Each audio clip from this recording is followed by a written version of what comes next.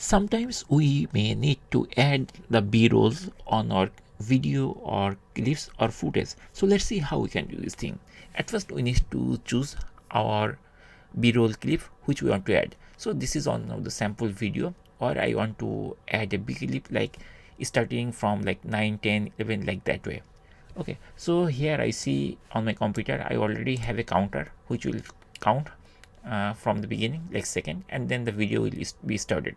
So at first, to add this type of b-roll, we need to import it. I'm going to import it here, and then finally we need to drag and drop in the on top of the timeline. So here, see, I put this big roll on top of the video, and what is happening behind the video, that portion is not visible.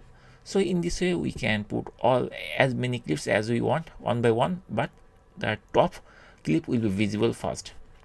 And this is the main timeline, and on top of this main timeline I just put this thing. If we put this thing a little bit further, now here we see there is nothing is there, but from here it is showing that clip.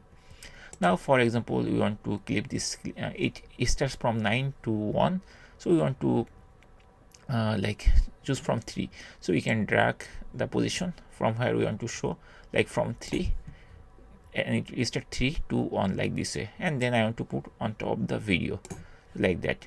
We can put it like that, and now if we try to check the preview, we can play it, and here we are seeing that it is started like this, and the original video will be started. Or if you want to add this clip here also, you can also do the same way. So in this way you can add or import as many b-rolls on top of your video, or starting position, or on top of the video, or end position. You just need to find the desired b-rolls from website. Different websites, they also offer free b-rolls, or you can create this type of b-rolls clip by using some software, and you can add those things so that your video will be eye-catching and very popular.